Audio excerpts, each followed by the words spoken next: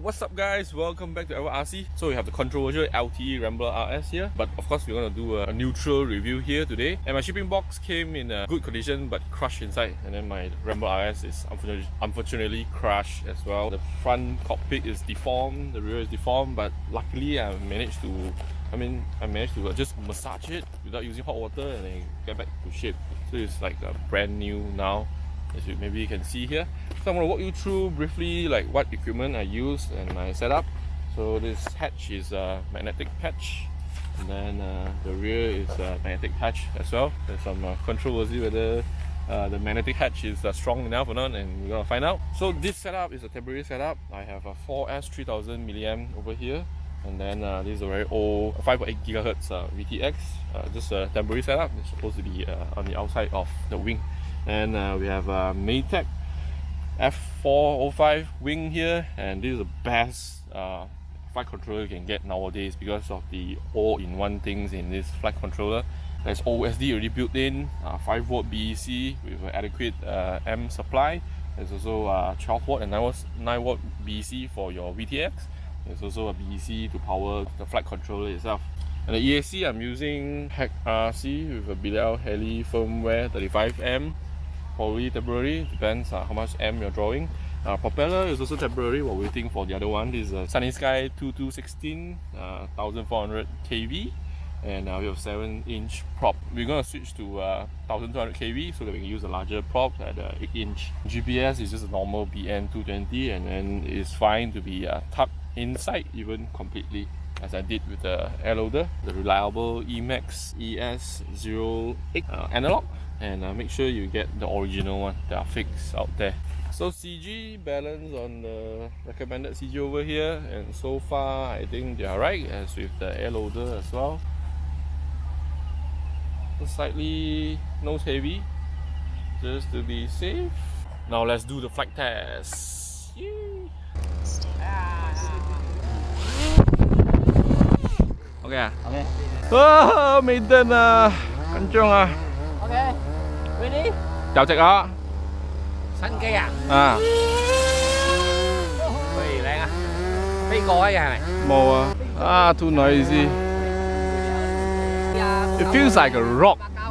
Really solid, but it feels like a rock. I mean, it's a good thing. It's not a bad thing.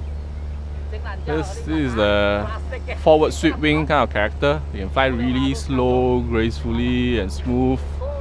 It's really nice though. I would prefer this more than the air loader actually. So straight Maiden, I didn't need to do any trimming. Just that you can feel there's a lot of weight in front, but it seems to balance alright. It feels like a really quality plane. I'd say there's no issue with it so far. Doesn't require even trimming. And then you see I can just corner really slowly. So that's the feel of forward sweep wing. Let's try that again. So I'm on a high rate. Yeah, I'm on high rate. Let's try low rate. So just now was a full high rate. Now how about low rate? Wow, we can corner really crazily sharp and not even feeling weird. Let's try stabilize mode.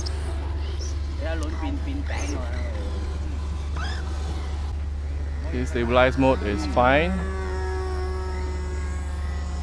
The slight climb as well, I think that's fine. I just love this immediately. I prefer this more than the air loader. I really like it, and then it's simple, it's easy to assemble as it's just a wing. Current consumption is very low compared to my air loader because my air loader is using a high kV motor. Now we are doing below 4M at a 50% throttle for 68 km per hour. So we can probably go even slower. Let's put it back to stabilize mode and reduce our throttle at 50 km per hour. Oh, my throttle is only 1M. I thought it's 11M, so this is definitely a great long range plane, man. This is crazy efficient. So the hatch, magnetic hatch, is still holding fine for both the front and back. As you can see, nothing drops. We're gonna bring it down. Successful maiden so far.